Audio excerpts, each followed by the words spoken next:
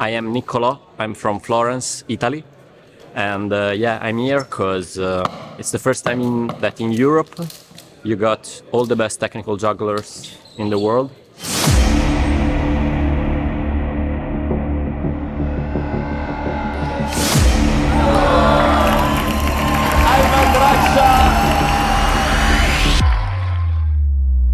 I'm Regis Preelmerg, I'm from the Netherlands, and I'm here to learn a lot about juggling.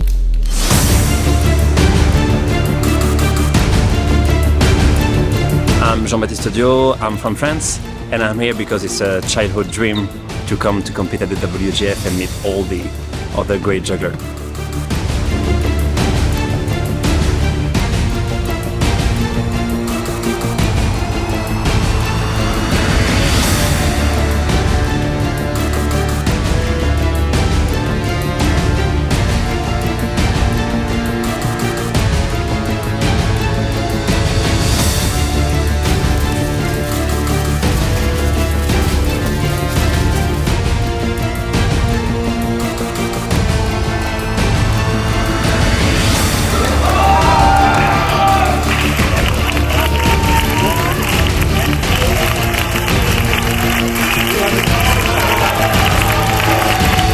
Back at WJF because I was at the first WJF in Las Vegas in 2004 and I placed third at the Diabolo competition at that time.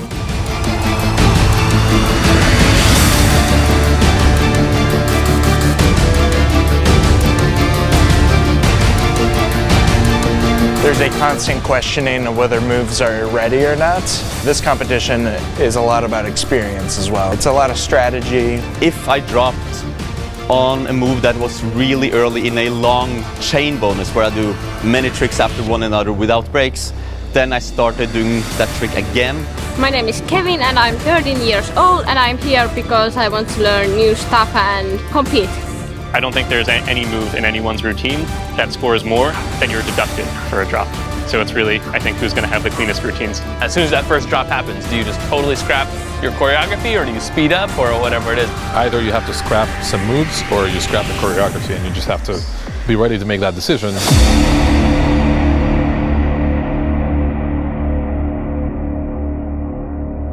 I came here to see some of the most incredible juggling in the world. Hey, my name is Caio Stevanovic. I'm from São Paulo, Brazil. I'm here to compete. I'm here to represent my country. I'm here because I love juggling and I would like to learn more with all of you guys. My name is Adrien de Rosal. I come from France and I'm juggling for 10 years. It's my passion. I'm Christian Hauschil. I'm from Germany and I'm here to represent my country in the WJF Ultimate Overall Championship. Hello, my name is Noah Smeichner. I'm from Las Vegas and I'm here to see my juggling friends enjoy another WJF and help out with the judging for the Ultimate Overall Championship. My name is Eyal. I'm from Mexico. I came to WJF because when I was young, I always dreamed of going to WJF and I never got to do it while I was young and moved on to a different kind of juggling, not so sport juggling, but more like artistic and performing juggling. But I finally got to come and see what it's like, the WJF and sport juggling competitions. And so far it's not bad. My name is Priam Pierret. I am a juggler and Diabolo player and I come from France, from Lille. And I'm back at WJF because I was at the first WJF in Las Vegas in 2004 and I placed third at the Diabolo competition at that time. For 10 years I'm also one of the founder of the International Diabolo Association which organize a lot of Diabolo competition in Asia and over the world. So I've been always in the sport juggling. I like sport juggling and it's nice to see Jason Garfield. Last time I've seen him 20 years ago, he was the same. He's not getting older, I don't understand. It's kind of magic, but yeah, I'm happy to be here and to see very good juggling. Thanks Jason for that. My name is Marja Nitvita and I come from Finland and I'm here because my son is competing here. He's 13 years old and he's crazy for juggling, so I give my support. My name is Louise Vatin. I'm from France. I'm come here to see the atmosphere and I'm not disappointed. This is really fun. My name is Kevin and I'm 13 years old and I'm here because I want to learn new stuff and meet new people and compete. Hey everyone, my name is Josh Horton.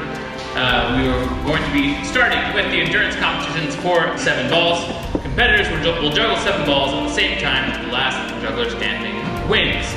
3, 2, 1, begin.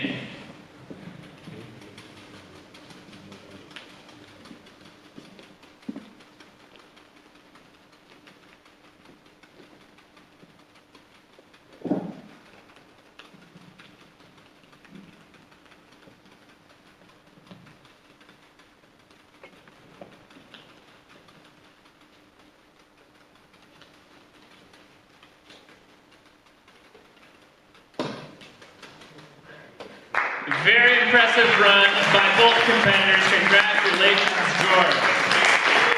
All right, next up will be 5 club endurance. All right, 3, 2, 1, begin.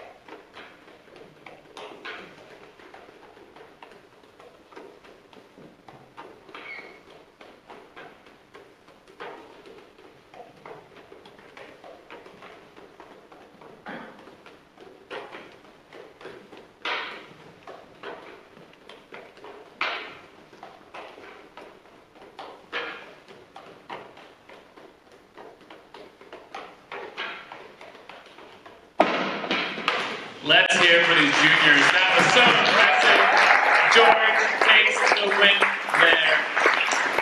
The last endurance competition will be 6 rings in 3, 2, 1, go.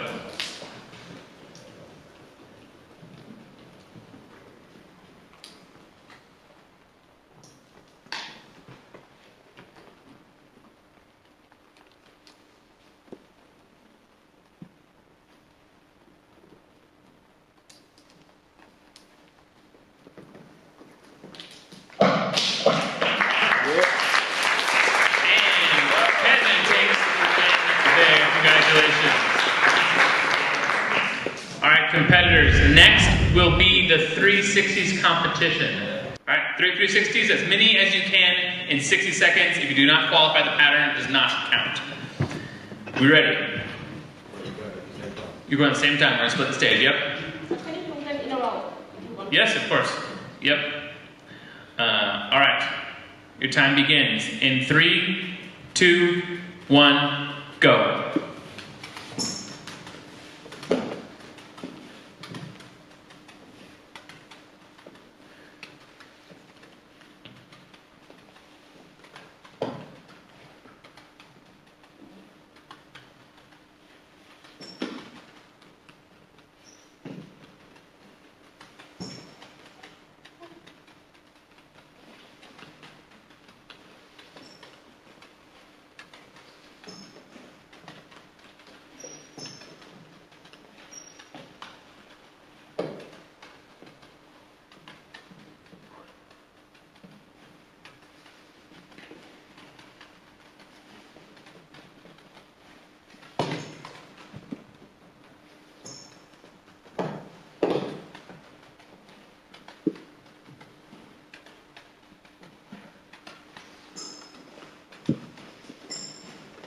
And time. Congratulations, Kevin. Next up will be 5 ring 3 up 360s.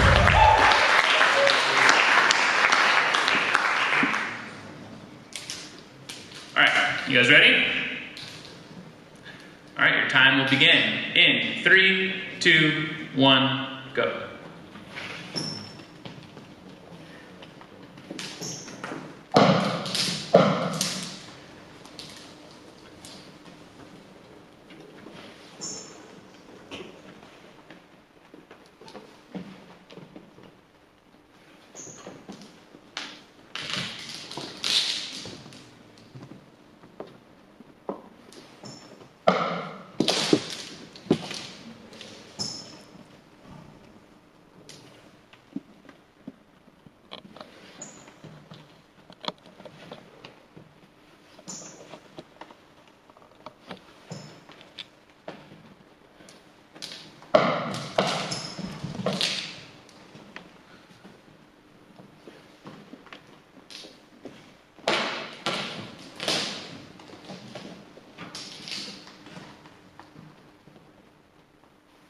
And time.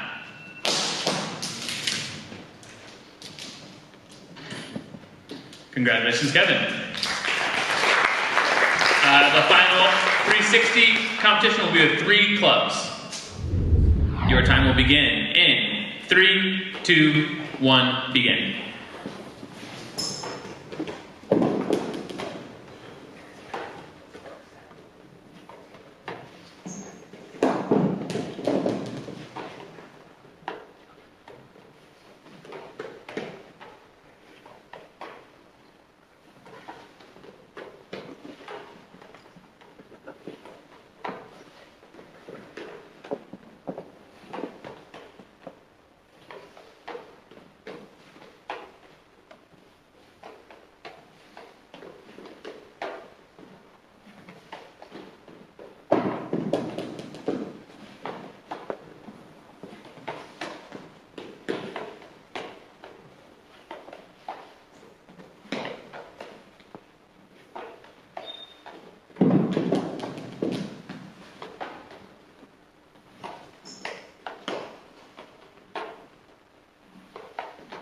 Time.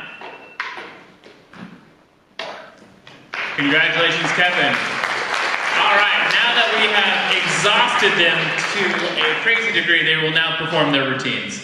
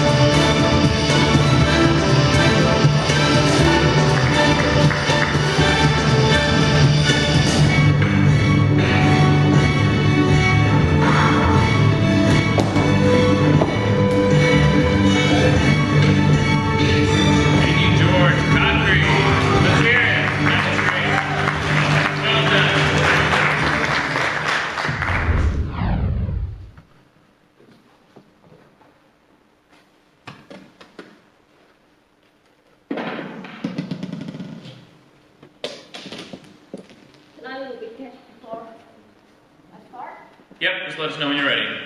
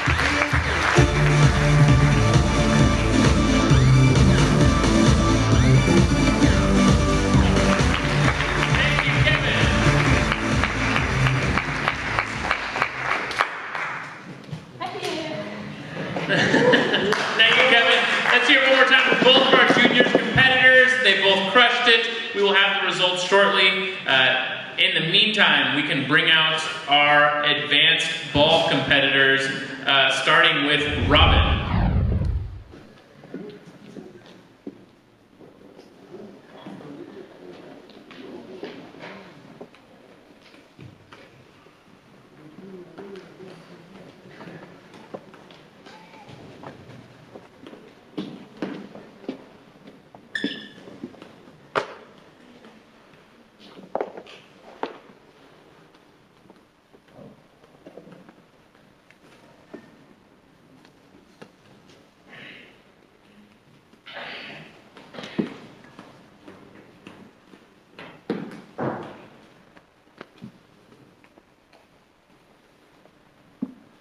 All right, so advanced balls, all the advanced routines, have a 4-minute time limit and a 20-move limit, which is predetermined from a move database with predetermined scores. The competitors chose the moves and the order they're going to do them in, and which moves are connected and which ones are not connected. The more moves that you connect together, not only do you get connection bonus points for that, but with each subsequent connection, you get a connection chain bonus.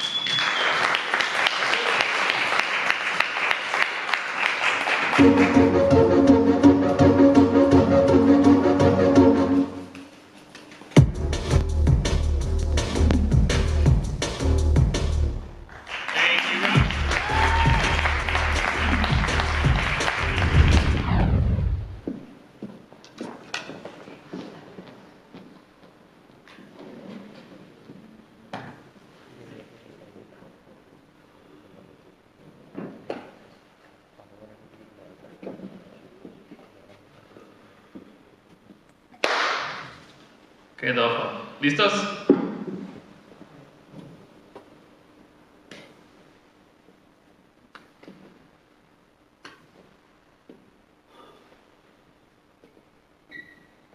Okay, let's have his music.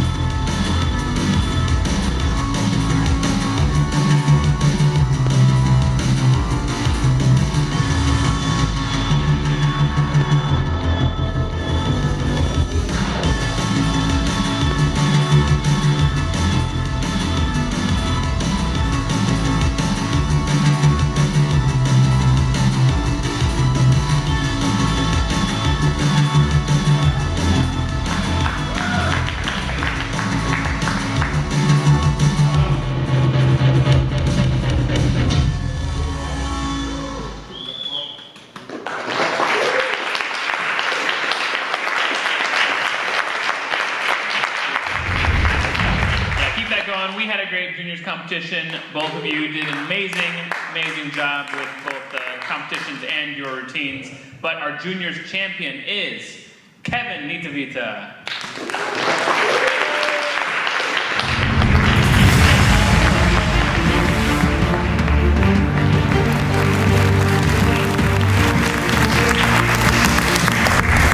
Thank you very much. Merci beaucoup. My name is Jason Garfield. Je m'appelle Jason Garfield. Jason Garfield. Okay, what you're going to see tonight is the highest juggling competition in world history. Une compétition de jonglage qui marque l'histoire du jonglage. Our highest level competition is our advanced competition, which is open to all ages. Before this Sunday, it was the highest level juggling competition we had. But specifically for this event on Sunday, we created a new category called the Ultimate Overall Championship for previous champions to compete against each other in. Donc, et spécialement pour cette venue en France, j'ajoute qui est la première fois en fait que la WJF est en Europe, même puisque d'habitude les compétitions se font à Las Vegas.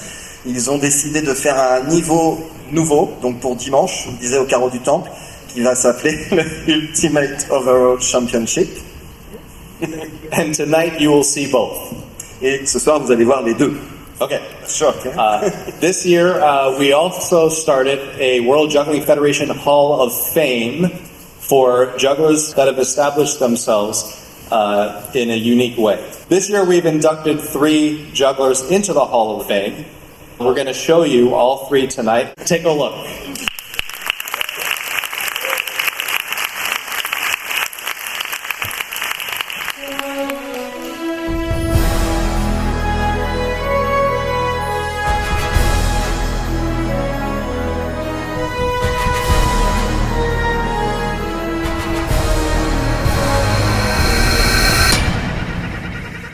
In 2013, at WJF 9, unknown Spencer Androli and Delaney Bayliss arrived at their first World Juggling Federation convention to compete in the WJF Juniors competition. In her first WJF event, Delaney Bayliss became the first female competitor to win the WJF Juniors competition. She returned in 2015 at WJF 11, this time to compete in the Advanced Overall Championship against previous overall champion Jonah Botvinnik Greenhouse, who won Advanced the same year Delaney won Juniors, and Spencer Androli, who had won the WJF Juniors in 2014 at WJF 10. Delaney placed second ahead of Spencer Androli. Delaney returned the following year in 2016 at WJF 12, and this time won first place, subduing Spencer to second place yet again, and establishing herself as the first female juggler to win the World Juggling Federation Advanced Overall Championship. Since that time, Delaney has continued to push the boundaries of creativity and technical difficulty with moves previously unthinkable. It is because of these achievements in sport juggling history and her contributions to the development of creative technical juggling moves that the World Juggling Federation inducts Delaney Bayliss into the WJF 2024 Hall of Fame. Thank you to the WJF for inducting me into their Hall of Fame. Growing up, the WJF was a great source of inspiration and helped push me to improve my skill level. I enjoy being able to compete and focus solely on the technical aspect of juggling. My goal was always to push the boundaries and show others what was possible. I will forever be grateful to the friends I have made through attending WJF conventions and for the opportunity to meet some of my juggling heroes. I am honored and humbled that people are inspired by my juggling. Thank you for this award.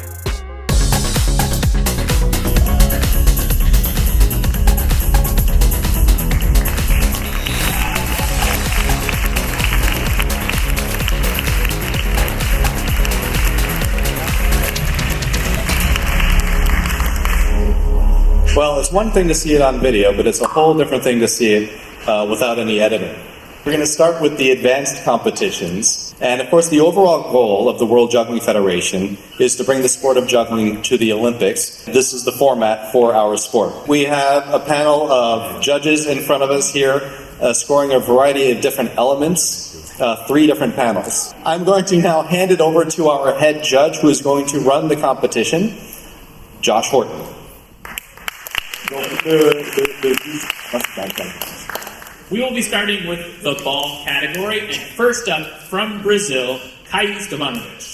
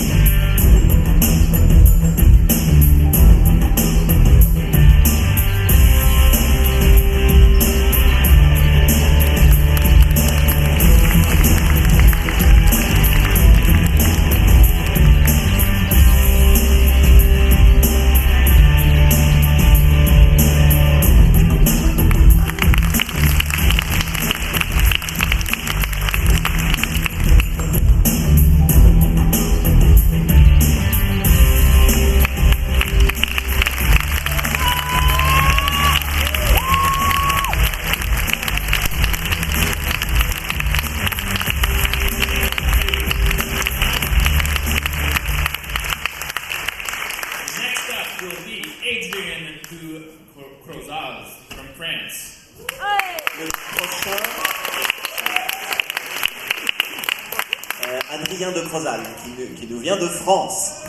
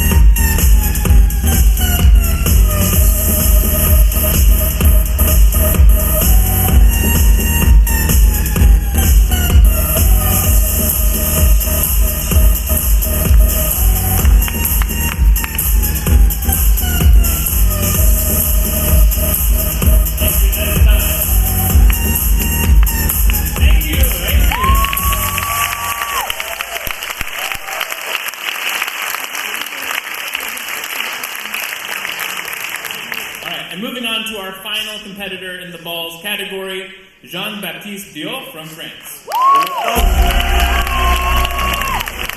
Jean-Baptiste Diop, il vient d'Île-de-France.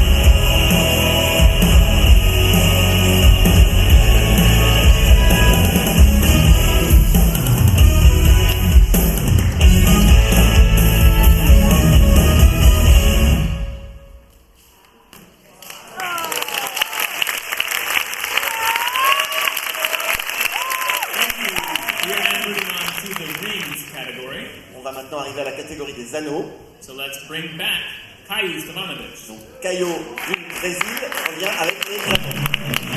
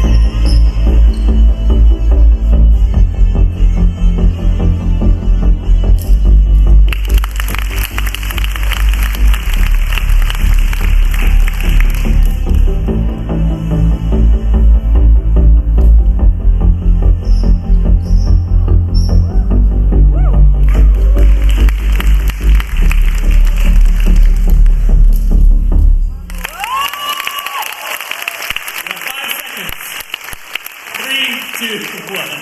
Thank you, Connie.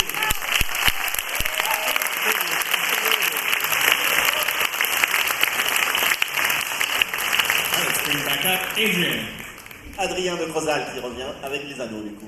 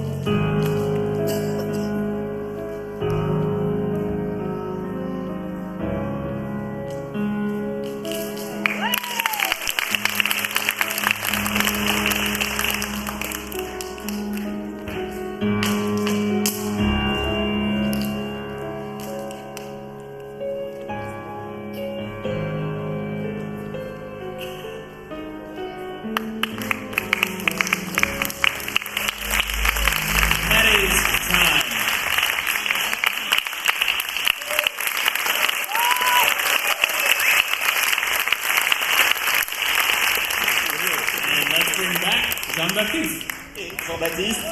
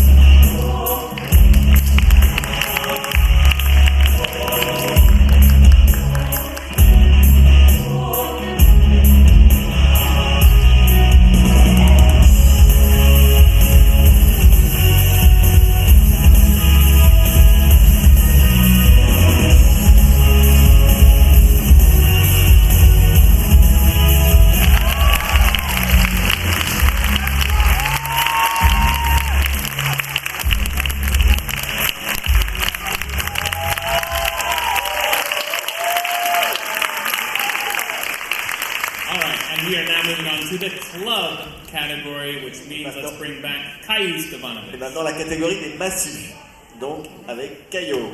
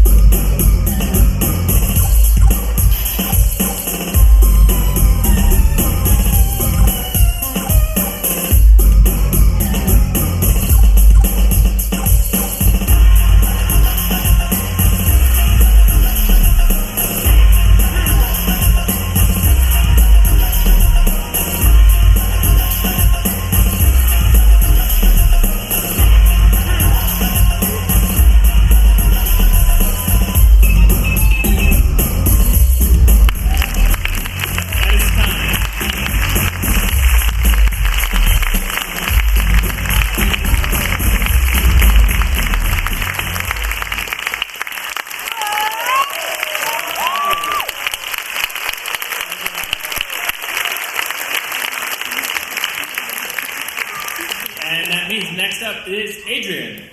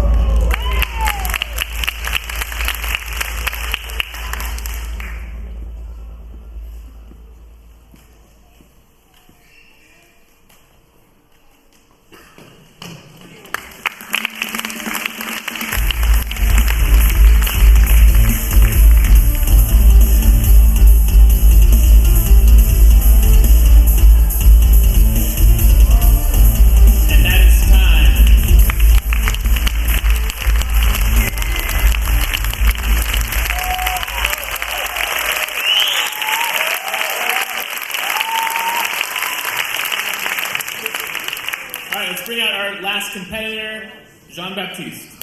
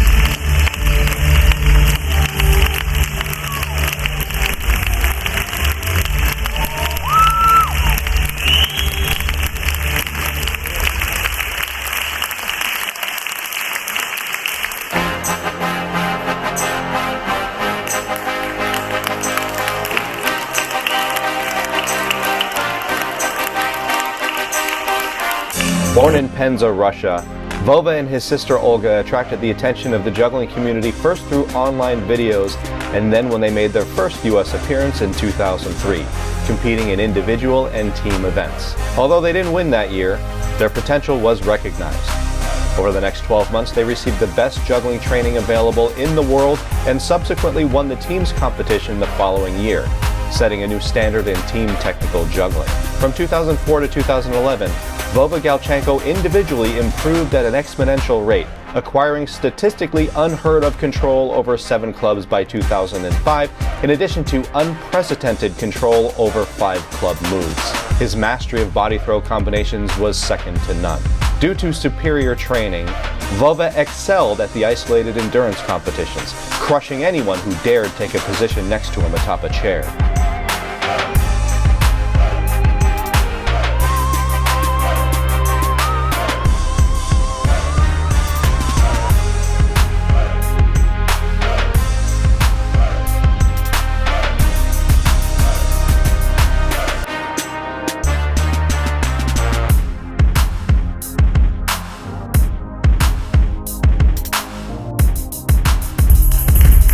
The World Juggling Federation Advanced Overall Championship eluded Vova for several years, but victory finally emerged in 2011 at WJF 7, amidst great controversy due to math errors from a guy in a kilt.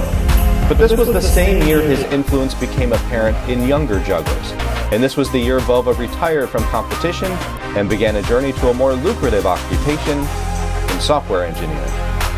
It is because of the 7-club barrier that Vova Galchenko shattered in 2005 that subsequent generations of jugglers viewed 7-club juggling as a possibility and not just a random statistical blip.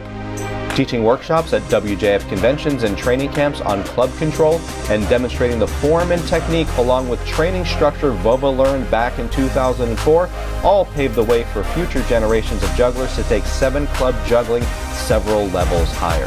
Vova is still one of only 3 jugglers in history to achieve the Big Kahuna, the 7-club 7-up 360. Because of these accomplishments and the ripple effect Vova Galchenko's juggling has had on the sport of juggling, and the skill as a whole, the World Juggling Federation would like to recognize these achievements by inducting Vova Galchenko into the 2024 World Juggling Federation Hall of Fame for being the first WJF competitor to shatter all WJF 7-club records and pave the path for younger generations to take 7-club juggling to new heights.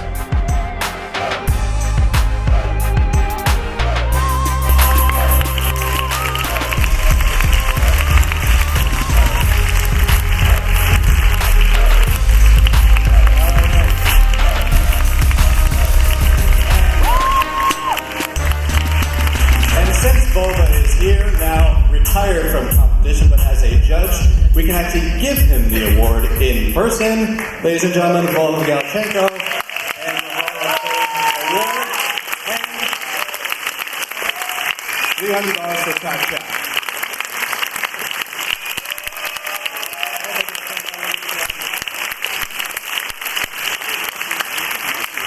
I'll spare you from making the acceptance speech for right now due to time limitations.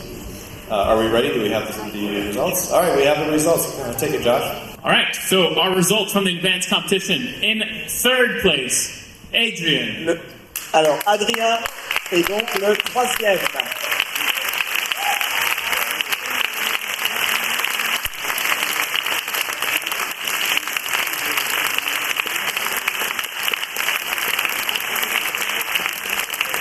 Dans le 12e. In 2nd place, Jean-Baptiste. Jean-Baptiste.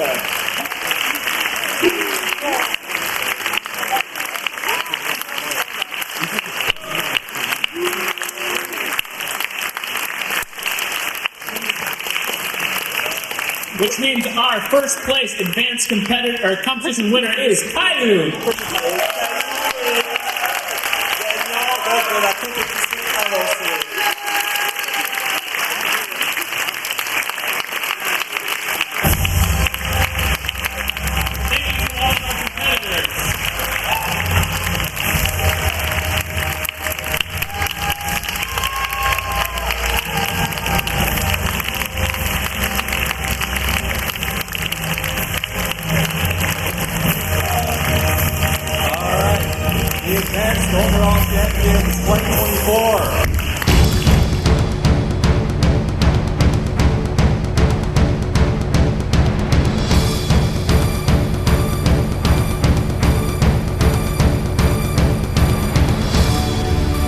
So one of the main goals of the Olympics is to promote peak human athletic ability, and juggling's been around for over 4,000 years. The WJF has been hosting competitive sport juggling competitions for 20 years now, and it takes an immense amount of strength, dexterity, control, and many years of training to be able to compete at the top level in juggling. And so for these reasons, I think it makes sense for juggling to be in the Olympics.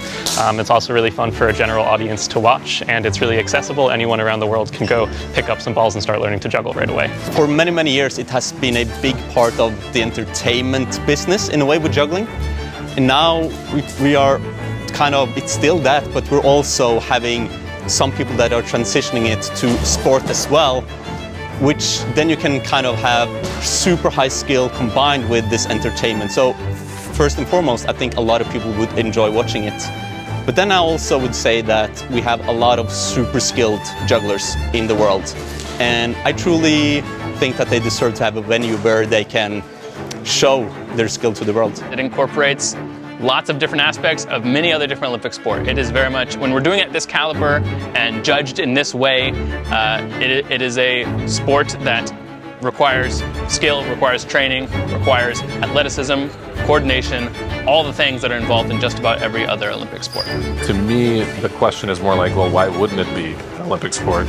Considering that it has so many commonalities with other sports such as, let's say, gymnastics or figure skating or something like that. Someone does 5 balls, 7 balls, 9 balls, and it's easy to get excited about that because it's clearly, the quantity shows how amazing it is. And also juggling is a very physical sport, especially how we do it here at the World Juggling Federation. They're athletes. They're performing incredibly technical routines. It takes tens of thousands of hours of practice. It's not something that you can just pick up and do. You know, most people can learn in an hour, 3 balls maybe, but the level that they're at, it's at the same level of almost every other major sport that I can think of. I hope more than anything else, they'll see the level of professionalism and just the amount of time that has gone into developing these overall programs. I don't mean just the routines that the performers are doing or the judging, but just the maturity of juggling as a sport. I've been juggling for 40 years now, and over the last 20 years, as the WJF has grown, I've seen a massive change in how juggling is perceived and how it's executed, and that's because of the WJF.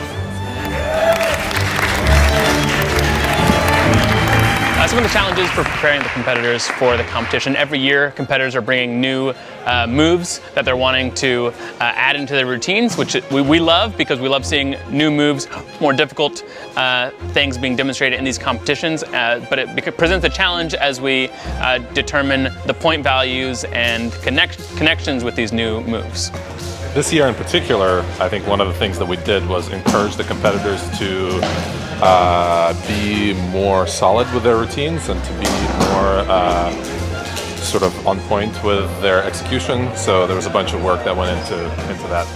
When you're judging the competition in real time, some of the most difficult things is counting catches and knowing if a competitor qualifies the move or not. So for every move that they're demonstrating, that move must be qualified with that amount of catches. And sometimes there are drops right on that catch that may or may not determine whether the move is qualified. So in real time, that's one of the most difficult things because sometimes you might like a replay, but in the moment you have to make the call. In addition to that, I'd say B jury has a lot of challenges in figuring out some of the ambiguities involved in deciding whether it's a small foot movement or a large foot movement, or it's a severe drop or just a major drop. So there's a lot of subjectivity in figuring that out, and so B jury has to figure out that challenge. From what we've seen over the last couple of years, Spencer continues to increase in his skill, and everything just seems to be more and more easy for him. So if I had to put my money on a competitor, it would be Spencer, but I think it's anyone's game. Yeah, I really do think that it could be anyone this year, and I think what's going to determine it is which of the competitors are going to sort of come in to it the most mentally prepared and have the fewest mistakes on that night. Some of the competitors have chain bonuses where if they are able to do their entire routine dropless, this is Ivan, this is Jonah, they have a really good shot. But going dropless is a difficult thing to do, especially when we're juggling at this caliber. So that being said, I might have to say Spencer, just based on different performances I've seen him do recently, but it's anyone's game. Yeah, Spencer and Christian, I suppose, would be somewhat more immune to mistakes given the way their routines are composed today. They can afford a couple drops. Yes, more so than other competitors. So just for a little bit of background, every competitor in the Ultimate Overall Championship has won this competition at least once, some as many as 3 times. This is a test run through for the Ultimate. This isn't the actual competition. The real competition will happen on Sunday in Paris. All right, let's bring out our first competitor in the balls category from Germany, Christian Hausfield.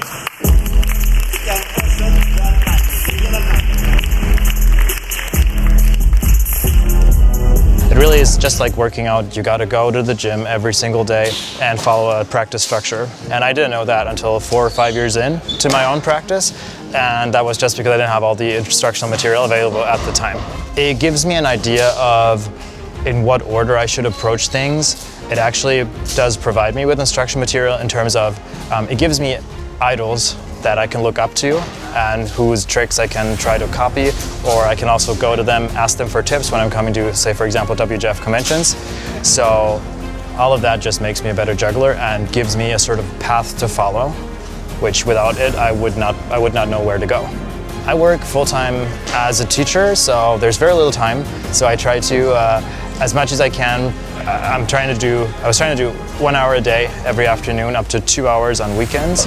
And I just try to be consistent, always work on all 3 props, always follow the exact same routine, just to get used to it and to get more and more consistent and to hit my peak on the 30th. That's the idea of it, yeah. The main obstacle is that I wasn't able to get access to a gym every single day, so it would only be 1 gym, 1 day a week, 2 days a week, and then would I have to transfer to another gym. So the practice conditions vary, and some days I would be only able to practice outside. So you have to contend with that, especially when it comes to ring juggling or club juggling. The wind really influences how well practice goes, or if it even is going to happen at all. Say when it's really windy or really rainy, it can be very difficult. And you have to just push through, still go outside and try to do as much as you can.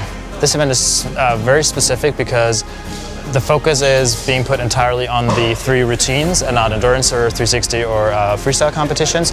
And for this event, we also have the choreography score for the first time. So working on those routines took a lot longer. You had to make them a lot more solid, I feel like, than you would in previous years. The deductions are much higher this year. So you're really trying to not drop if possible. And that is also making me a little bit more nervous than I was previously. 5 years into juggling, I discovered the idea of practicing in a structured way, taking the structured approach, and that really helped me with school at the time. I was in 10th grade at the time to get better grades, and really since then I've never had problems organizing stuff in my life, knowing how to approach hard challenges, how to break things down and build them back up step by step. So it's been a real element of my life that brought a lot of structure into it. With the balls, the thing that is the most difficult is not a connection, it's just any of the 7 ball moves, because you just need to stay calm. You need to tell yourself, I know I can do this, and not think about what can go wrong, but just think about what it's going to look like when you're done. With the rings, I would say the 6-ring pirouettes, where you're swapping from sync to async and back, just because you're throwing at the same time, but to different heights, and you're spinning, and you really got to make sure you separate the spin from the throw. And with the clubs, it's just behind the back, and the flat throws, where they don't move at all, they're just a stick in the air that doesn't do anything, because I got to do 10 of those perfectly, and I tend to have collisions when I'm not warmed up well, so I'm trying to do as well as I can. I'm going to try to stick to juggling. I'm going to try to juggle all the time just to keep it up, maybe not as intensely as I was while I was preparing for this competition, but looking back at the results of this competition, I think I'll be having a lot more feedback to work with, a lot more information to work with, and then I'll decide what I need to change, but I'm definitely up for that if that's happening.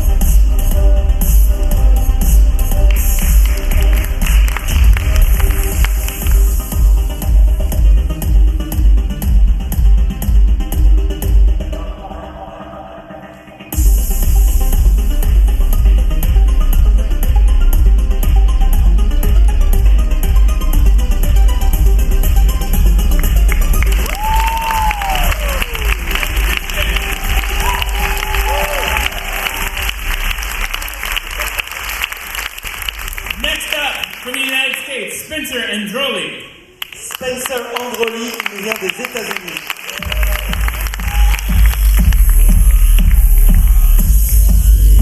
It's a very hard discipline. It really, like, one day it's going very well, and then the other day you backtrack, and then it keeps going back and forth until you get some consistency. It's really at times unpredictable, and if you stop juggling for a week, 2 weeks, 3 weeks, it can backtrack, and it's at times a little frustrating, but also it's very satisfying when you get some crazy tricks, because you know you've worked hard. The sport of juggling benefits jugglers in general because it gives jugglers so many options. If you don't have a technical base to your juggling, if you can't do difficult things, any creative endeavor, whether you're in a circus, whether you're an artist in a variety show, you're very limited by what you can do. And sport juggling is, in a way, the hardest form of juggling because it's extremely rigid and forces you to be as clean as possible and work as hard as possible. So if you know how to work that hard with juggling, any other juggling endeavor, whatever your style is, it really passes over, and you can, if you have an idea for a trick, most likely you can hit it if you have a technical background. This event was particularly interesting to train for because it's been a very rigid competition, especially this year. We've had a lot of back and forth when it comes to submitting videos and submitting routines and everything to make it the best competition we possibly can. Training for this has been, it's been hard to organize, if I'm being completely honest, because I'm also a juggler by profession, so I juggle pretty much almost every day already to practice my act that I perform at a circus. So having to performance juggling as well as sport juggling, there's a very clear difference between those two. And there's also similarities, of course, but for performance juggling, you have to appeal to a crowd, you move around way more because that's what's entertaining, and for sport juggling, you can't move your feet. You gotta do it as clean as possible, when sometimes in performance, doing it a little messier brings more entertainment value. So I've definitely been practicing two different things constantly. That's been a little bit of a challenge, but we're here, so. This event definitely emphasized consistency in juggling. The deductions for drops went up, how much they deduct per each drop. That added an extra layer of maybe simplifying my routines a little more in order to have a more solid routine, and also just a ton of consistency. I'm throwing some hard tricks in there, but also definitely not as hard as I could do because of how nerve-wracking it can be under pressure. So yeah, it's definitely been I think consistency is the main word for how I trained for this. I think the sport of juggling really, teaches you how to work hard, how to, in a way, be patient with yourself. At times I need to constantly remind myself that it pays off. It can often be it feels like you backtrack, your body hurts, but you just kind of keep going. And honestly, sport juggling and juggling in general has been a big feeling of purpose for me, and feeling of if I'm having a bad day, juggling practice changes that, really. It really helps me just feel like I'm building something in my life, and I feel like I truly am. In the balls routine, I will be doing a DB 975 through 1 into 966, which DB 975 through 1 in the first place is a very hard trick. You have to be very precise, and for a lot of jugglers it's pretty hit or miss, and I'm connecting that to another pattern, not even the basic pattern again. So that one really, it's a little nerve-wracking. I also have some chain connections in the ball routine that I'm a little bit nervous about, but they've been going well, so just got to make it happen. with ring juggling. I'm gonna try to do a 6-ring half shower with the top of the half shower in pancakes. That one's a little, yeah, that one's one I'm kind of nervous about, but I gotta trust the practice. For clubs, I do 5 clubs with a balance down into this pattern called 7-7-4, and then into 7-5. So it's kind of a long sequence and also a hard trick.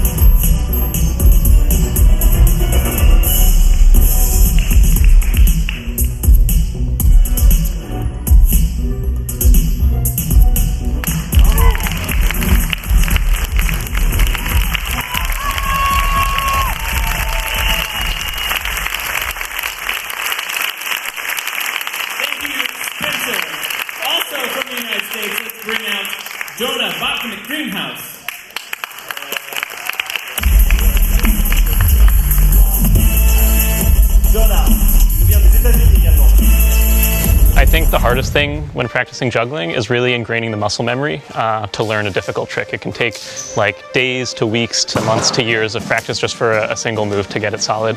Juggling patterns are very sensitive. Small errors, everything can fall on the floor. And so it just takes a really long time, repetitive practice to get everything solid and clean. The sport of juggling basically breaks everything down to the essential techniques in juggling. And so it focuses exactly on becoming a better juggler. The sport of juggling makes me a better juggler because it encourages me to focus on the cleanliness of my patterns and my form and execution when I'm performing these moves. Yeah. My training really picked up in the last couple of months. So I started training maybe like 5 to 6 days a week as of like a couple months ago, and this last week 6 to 7 days a week. I've been doing like 1 to 2 hours a day. Yeah, I've been working 9 to 5 over the summer, so like after work I would just go to the gym and start practicing. I'm doing a PhD right now, and so it's very difficult to balance my research with practicing, and I'm doing a summer internship now instead of the PhD, and so like transitioning, like moving to a new place and finding a new place to start practicing over the summer was another challenge, and just balancing the consistent 1 to 2 hour practices with research work every day was definitely the biggest challenge for me. There was a slight rule change this year with the choreography elements, and so I think that got me practicing the run-throughs of the routines much more consistently as opposed to individual trick practice. Well, I think that the back and forth with Jason and the judges, like while I was putting the routine together, was really helpful. Like figuring out how to make the choreography elements most effective, how to maximize the choreography score, things like that, and hearing like what elements of my routine are not valid or need to change to get the right scores, that was helpful. Yeah, this year drops are deducted more heavily than in previous years, so I think that also influenced how I put my routines together. Juggling is really good for me in general as a person. It's nice to have something that I'm really passionate about that I can go to and practice every day, and it's really good for me mentally. It's really nice because whenever I start juggling, I can't think about anything except for the juggling that I'm doing. So yeah, it can be meditative in that way. So for balls, I think the hardest would be 5 up 360 into overheads. My ball routine, everything is connected back to back for 20 moves straight, and so the hardest thing is just not dropping anywhere in that connection chain, but each move individually isn't so difficult. It's really just keeping the connection chain alive. For rings, it would be maybe the 6-ring 2-stage 720. And for clubs, it could be my last move, which is a 5-club 3 up 720. I'm a PhD student in applied math at Cornell. This summer I'm doing an internship at Mitsubishi Electric Research Labs. In general, it can be very difficult to make enough time for juggling training. I think that this event gave me enough motivation to actually start doing it, which has been really good for me. I've really been enjoying training as much as I have lately. Really, it's just whenever I'm done with my work for the day, that's when I go juggle, and then I worry about everything else that has to get done after, like laundry and eating dinner and all of that. But yeah, it goes after work. After 5 p.m. I go to the gym and I juggle, and then when I'm done with my practice, then I'll eat dinner. Yeah. I'm not sure if I'll start training right away, but I'd love to go. So yeah, in a couple years, yeah, I'd like to train and go to LA 2028. Yeah.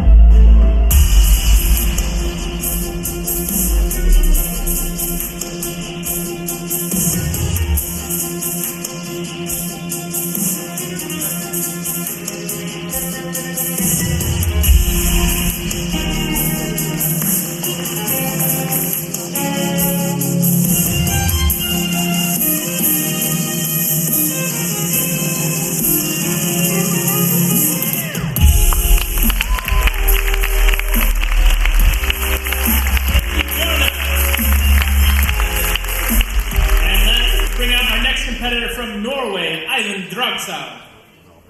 Eivind Dragsaug, Norvège.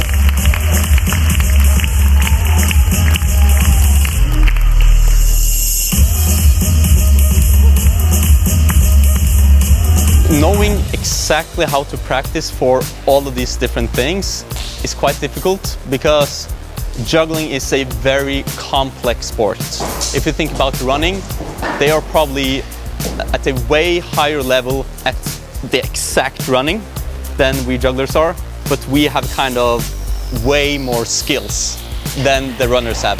So we can maybe never come to the same level as them of the expertise in that super small area, but we have to figure out how much do I practice this, how much this, how much this, how far do I push myself, how much do I restrict myself to try and keep it clean and basic.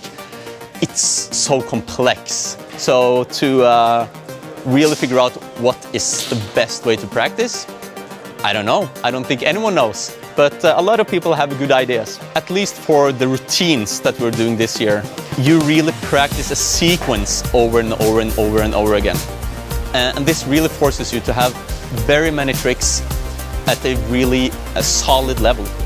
And this is quite different from now with kind of where juggling is mostly on Instagram, for example, where you can film for many days to get one trick perfect, or not perfect. You get the trick one time and then you upload it and yeah, everyone goes crazy. And I still love that. But with the sport juggling now, you see people getting to a really high level. They're getting really solid at really many things instead of just hitting a really difficult feat once. I started training for it probably already in like October. And that was mainly to figure out what type of moves can I put together. When I try and look at the rules, I of course try and figure out how can I get as much points as possible, as easy as possible, for me at least. And then I saw, okay, if you do a lot of moves right after each other, you are able to score quite a lot of points, but each and every trick doesn't necessarily have to be extremely difficult. But then I have to figure out how can I actually put all of these tricks together. So for me, it was a lot of playing around with how can I fit all of these moves that I want to do together in a routine. And after that, it was trying one routine, doing it many times over a long time. Then it was applying music, changing the routine so that the music and the routine kind of fits together. And then it was a mix of doing the routine itself in practice, but also a lot of other juggling to kind of supplement, like for endurance, or maybe do some 7 clubs or 8 clubs, even though I'm not going to do it in routine. Still practice it a bit so that you don't only do that one thing, because I think that could limit you as well. But the most important thing, do what you want to do in competition, which is the routine. So I practice the routine a lot. Between January and May, I was in South America for around 4 months, and I practiced inside maybe 5 times. So for example, during that period, rings wasn't really an option. But I was planning ahead until when I was going to return to Norway and I was going to have my space. So like the first ring practice I was having, I had already gone through my ring routine many times in my head, planning it's going to be like this, it's going to be like that. So the first day I practiced, I was able to kind of do the routine. To qualify for this event was way more difficult than before, because we had to go through a qualification period of doing the routine 5 times in a row. 2 times had to be dropless, 1 time only 1 drop, 1 time only 1 drop, well, 1 time only 3 drops. And this has never been before. You could just show up, you could do it. But now you had to show, like in March or something, or April, that my routine is now quite solid. And that's a long time before the competition, and to like, oh, I'm only outside, oh, I need to get this routine good already now. And that was a bit hectic. And also with the music, because that's also the first time to hit those beats. So it has been many things. Today, it's probably a little bit less stressful. In between March and early June, no, then it was not less stressful. Yeah. Now, there's only routines, which makes it so that 5 objects is what you should practice the most, even though you can do more. But 5 objects is always going to be super important in a routine.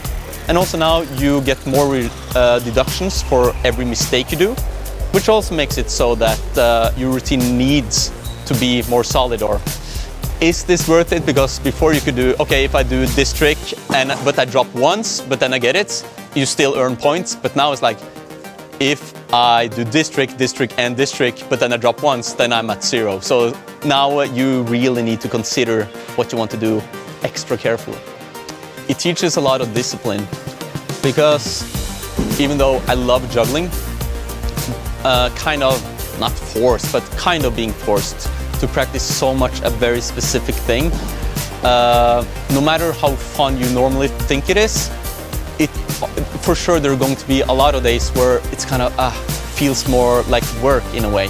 So it really has required a lot of discipline to not just to go to practice very regularly to perform at a high level, but to go to practice and practice what you actually are going to do in competition and not just what you feel like kind of there and then. So really a lot with the discipline side and the perfectionist side to really think about every single thing. So it's really like a big project, even though I'm just on stage for like 2 minutes, it's a big project, yeah. With balls, there are two that are kind of equal. It's the first move that I do, which is back crosses, 5 balls behind the back, until a 5-up 360, until a 6x4, which is kind of a synchronous move with 5 balls.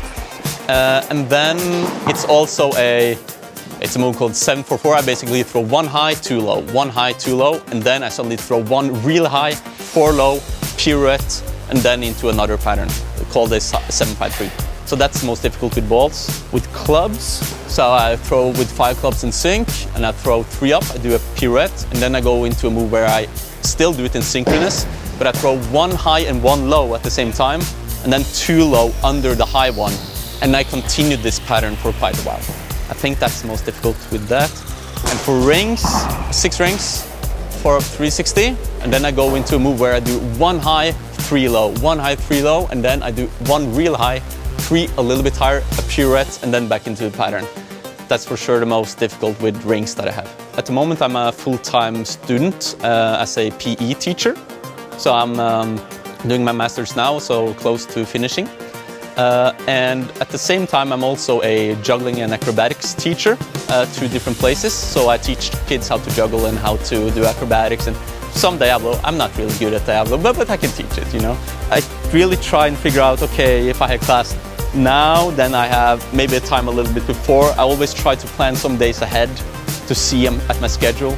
Maybe sometimes meeting up at work 1 hour early so that I can juggle before the kids come to juggling practice. Every single day is different, so implementing it's not that easy when you're not juggling full time. Yeah, so much can happen in 4 years. I think I will participate there, but then it's also going to be probably many more jugglers coming up as well. At least if I qualify for it, then I would participate and train for it.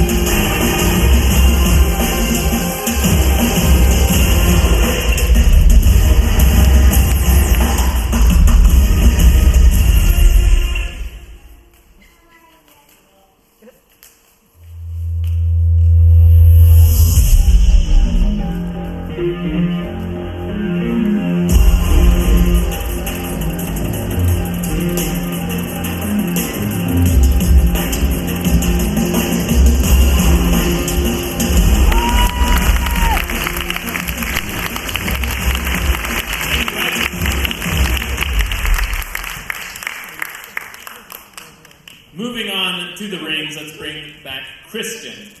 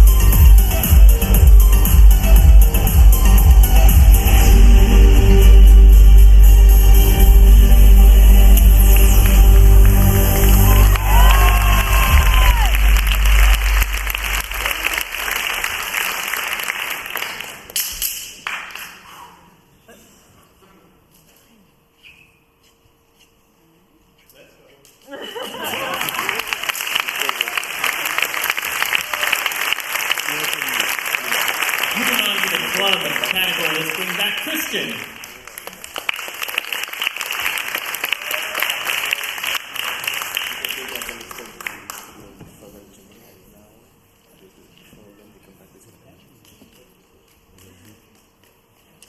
That's it.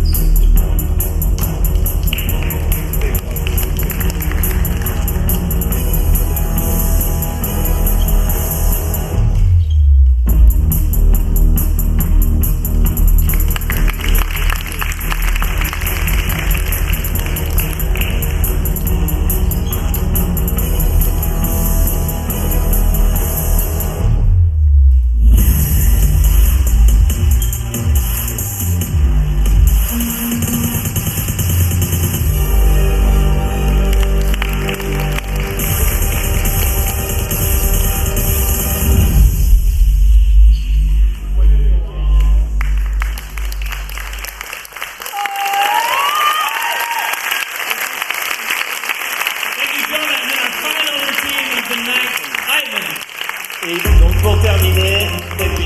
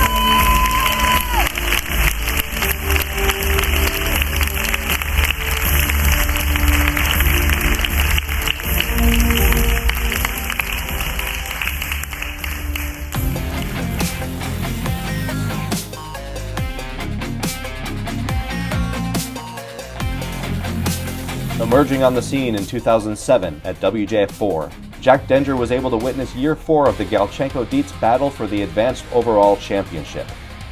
Between WJF 5 and WJF 7, Jack competed in the juniors, intermediates, and advanced competitions, winning first place in the intermediate balls and clubs at WJF 6. Starting in 2011, the World Juggling Federation introduced the 7 Club Incentive Program Award for jugglers 15 years old or younger who can demonstrate a run of 50 catches or more with 7 clubs at a scheduled time during a WJF event. Yeah. So since you've been training for this incentive program, the 50 catches with 7 clubs, were you successful in practice at all? Oh yeah, I was training for it. I got over 100 catches a few times too. So your record was over 100-ish? 110. Now, today you were in front of a live audience and we documented it on camera. How is this different, being in front of a live audience as opposed to in practice? Oh, well, I don't know. I got a half an hour to do it, so I didn't feel too constrained by time. The camera wasn't a big deal to me. I mean, it added some pressure, but the people here are great, so they encouraged me. And it was nice. I haven't seen anybody my age who can juggle 7 clubs for that long, so I'm like, oh, this is my thing right here. I didn't think I'd get it on my first day. It happened quicker than I thought. What's next with 7 clubs? Well, yesterday in the prelims for the 7 Club Freestyle, I got a 5-up 360 back to 2 or 3 throws with Cascade. So, yeah, I hope I can get that this week. That'd be nice. Jack was the first recipient of this award, and so far the only recipient. As such, the World Juggling Federation has renamed this award the Denger 7 Club Incentive Program Award. $58 bonus money from the audience for a clean finish as an extra challenge to him on top of what the WJF provided the $250 for. And it is because Jack Denger was the first in history to win this award that the World Juggling Federation inducts Jack Denger into the WJF 2024 Hall of Fame. It's my great pleasure and honor to accept this WJF Hall of Fame award this year. I started watching the WJF shortly after I learned to juggle. I was probably about 8 years old and I saw their videos on YouTube. I was so amazed by what I was seeing, the level of juggling that was out there in comparison to me as a beginner. I didn't even know really what I was watching, but I watched those videos obsessively early on, and they were a huge part of my improvement those first couple of years. So much that I decided with my family to go to a WJF event. In 2007, I was 10 years old, competed at the beginners competition there, and really the experience that I had at that first convention, the amazing people that I met, the level of juggling I was able to see live, and how much I improved even over the course of a week. That really kick-started my juggling career, so to speak. The next few years, my progress was very fast. So much that when I was about 14, I competed in the advanced competitions, WJF 7. That was never really part of the plan for me starting out. I didn't think or know that I could get to that level, especially at that age. But because of the WJF and the motivation that it provided to me to improve, I was able to get there. To this end, I just want to thank Jason for all of the time and effort and all of the heart that he's put into the WJF. I think it's safe to say that there are very few people out there that have done more for juggling, not just as a sport, but as an activity than Jason. It's been incredible to see this thing grow, and really it's been incredible to see the level of juggling grow so much over the past 20 years that I've spent as a juggler. And that's due in large part to Jason's methods. So thank you, Jason, and thank you to all those other jugglers out there who motivate me to continue to improve.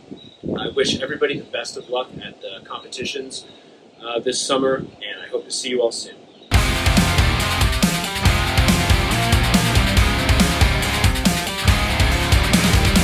That is our final competitor in the Ultimate Overall Championship test run through, and we have the results. So it was very close. C'était très très serré. In third place, Troisième place, Jonah. Jonah.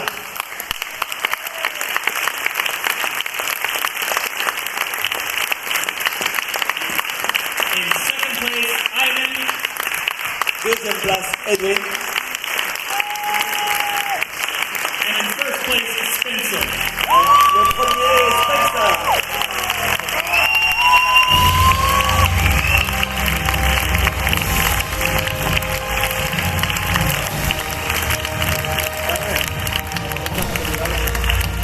So this Sunday, come to Paris to La Carreau de Temple to see if that happens again, or we have a different result. Alors venez voir dimanche, voir si ce sera le même résultat ou s'ils vont se reprendre pour ceux qui étaient deuxième.